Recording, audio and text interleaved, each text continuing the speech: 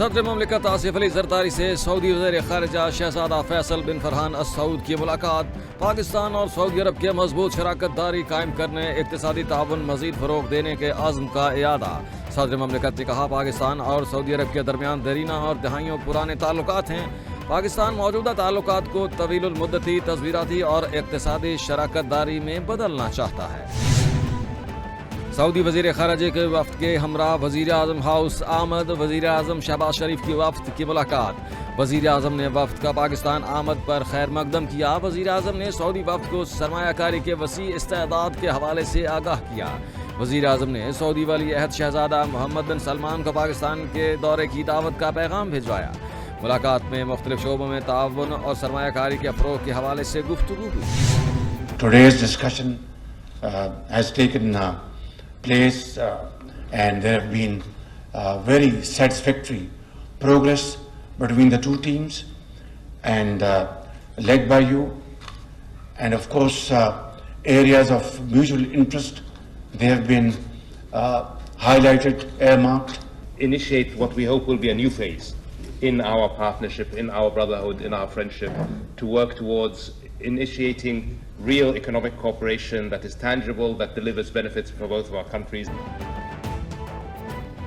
وزیر اعظم شہباز شریف کا سعودی وفد کے اعزاز میں عشائیہ۔ تقریب سے خطاب میں کہا سعودی وفد کی آمد پر بہت خوشی ہوئی ہے، یہ دو طرفہ تعلقات کو بڑھانے کے لیے اہم ہے۔ نئے دور کا آغاز ہوگا، پورا پاکستان سعودی ولی عہد کے دورے کا منتظر ہے۔ سعودی وزیر خارجہ نے خطاب میں کہا کہ پرجوش استقبال پر مشکور ہوں، ایسی مہمان نوازی کو بھلایا نہیں جا سکتا۔ That investing in Pakistan is not merely a placement of capital. It would actually be instrumental towards forging a partnership that promises mutual prosperity and progress. Your engagement and investment in Pakistan will be handled with the utmost respect and an institutionalized commitment from our side, ensuring that together we achieve remarkable success.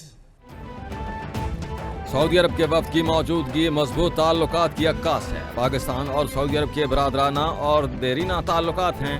سعودی عرب کی پاکستان میں سرمایہ کاری دونوں ملکوں کے لیے فائدہ مند ہے۔ برادرانہ تعلقات کو مضبوط شراکت داری میں بدلنے کی ضرورت ہے۔ پاکستان میں توانائی، زراعت سمیت مختلف شعبوں میں سرمایہ کاری کے مواقع ہیں۔ SIFC اپیکس کمیٹی کا اجلاس، وزیر خارجہ اسحاق ڈار کا خطاب۔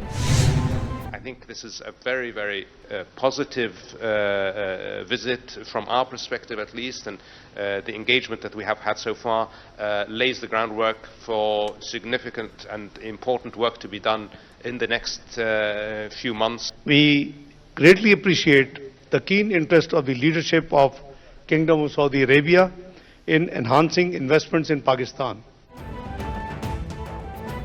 سعودی وزیر خارجہ نے دورہ پاکستان کو مثبت قرار دے دیا۔ مشترکہ پریس کانفرنس میں کہا دورہ پاکستان پر مکمل اطمینان کا اظہار کرتے ہیں۔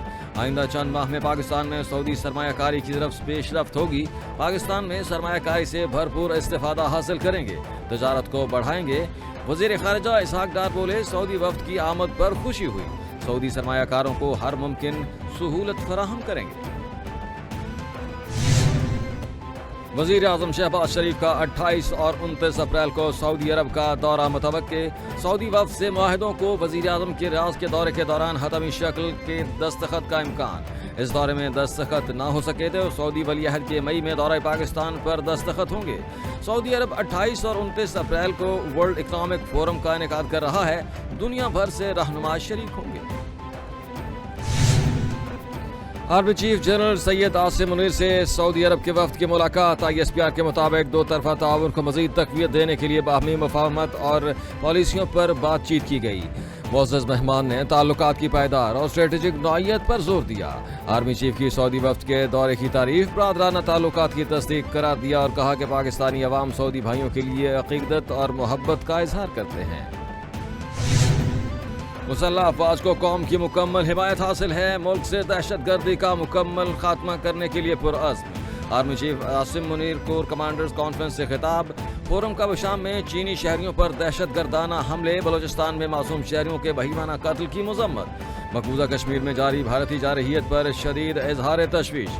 فلسطینی عوام سے اظہار یکجہتی، مشرق وسطی میں بڑھتی کشیدگی پر تشویش کا اظہار۔ اسرائیل نے ایرانی میزائل منصوبے پر پابندیاں لگانے کا مطالبہ کر دیا۔ ایران کے اسرائیلی سرزمین پر غیر معمولی حملے کے بعد اسرائیل بوکھلا گیا۔ جنگی کابینہ کے اجلاس میں ملٹری چیف آف سٹاف کا حملے کا جواب دینے کا اعلان۔ کچھ روز قبل شام میں ایران کے قونصل خانے پر اسرائیل نے فضائی حملہ کیا تھا۔ حملے کا ایران نے اسرائیل پر میزائل اور ڈرون حملے کر کے دیا ہے۔ پاکستان تحریک انصاف نے ملک بھر میں جلسوں کے منصوبے کی حتی ہمیں شکل دے دی ہے۔ ذرائع کے مطابق 21 اپریل سے باقاعدہ جلسوں کا آغاز کیا جائے گا۔ پی ٹی آئی سب سے زیادہ جلسے پنجاب میں کرے گی۔ پنجاب سے جلسوں کی ذمہ داری حماد اظہر خیبر پختونخوا سے علی امین گنڈاپور اور سندھ سے حلیم عادل شیخ کو سونپ دی گئی۔ بانی پی ٹی آئی رہائی اور آئین کی مکمل بحالی تک تحریک تحفظ آئین کی تحریک جاری رکھنے کا اعلان۔ بیساکھیوں پہ فارم 47 کی 47 کی بیساکھیوں پہ آئی ہوئی حکومت ہے۔ حکومت کا چارج سنبھالتے ہی انہوں نے پیٹرول بم، عید سے پہلے بجلی بم، بجلی کا مطلب انہوں نے بجلی مہنگی کر دی تقریباً 4 روپے 96 پیسے پر یونٹ، اس سے پہلے مہنگی کی اور مزید یہ جائے گی۔ بیساکھیوں پر بنی فارم 47 کی حکومت نے پہلے بجلی اب پیٹرول مہنگا کر دیا۔ عوام تیاری کر لے، 15 دنوں بعد پیٹرول کی قیمت پھر بڑھے گی۔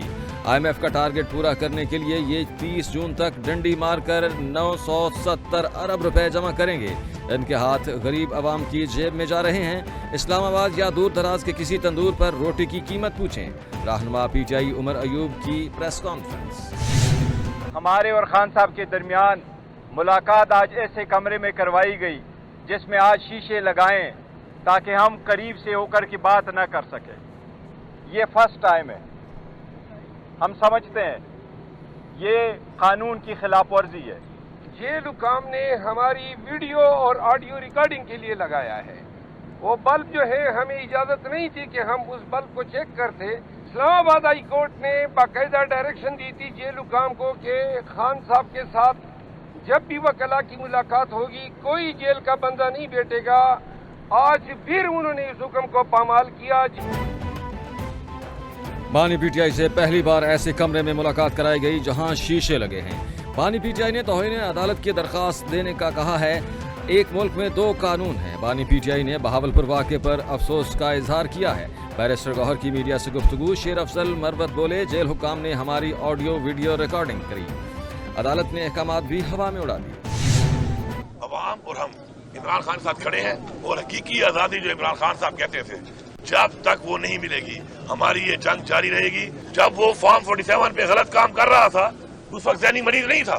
جب اس نے کہا کہ مجھ سے غلطی ہوئی ہے، اس نے اعتراف کیا تو وہ ایک ذہنی مریض بن گیا۔ ملک کے حالات ذمہ دار بے نقاب ہوں گے۔ فارم 47 بنانے والوں نے اعتراف کیا تو وہ ذہنی مریض بن گیا۔ جب ضمیر جاگتے ہیں تو کہا جاتا ہے یہ ذہنی مریض ہے۔ بانی پی ٹی آئی کو جعلی کیسز میں بند کیا گیا۔ بانی پی ٹی آئی بہت جلد جیل سے باہر ہوں گے۔ تجربے نہ کریں، یقین ہے ضمیر جاگیں گے۔ بانی پی ٹی آئی عوام کی حقیقی آزادی کے لیے جد و جہد کرتے رہیں گے۔ وزیر اعلیٰ خیبر پختونخوا علی امین گنڈاپور کی میڈیا سے گفتگو۔ فیض آباد دھرنا انکوائری کمیشن نے جنرل ریٹائرڈ فیض حمید کو کلین چٹ دے دی۔ ذرائع کے مطابق فیض حمید نے بطور major general D G I S I اور معاہدے پر دستخط کرنے تھے۔ اس وقت کے D G I S I اور آرمی چیف نے فیض حمید کو معاہدے کی اجازت دی تھی۔ فیض حمید کے دستخط پر شاہد خاقان عباسی وزیر داخلہ نے اتفاق کیا تھا۔ رپورٹ کے مطابق حکومت پنجاب غافل اور کمزور نکلی جس سے خون خرابہ ہوا۔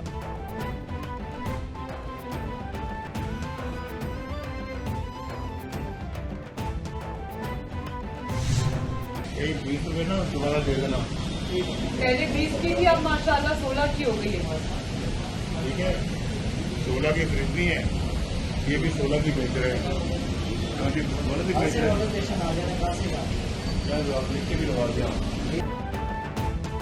نون لیگ کے قائد نواز شریف روٹی کی قیمت معلوم کرنے کے لیے خود عوام میں پہنچ گئے۔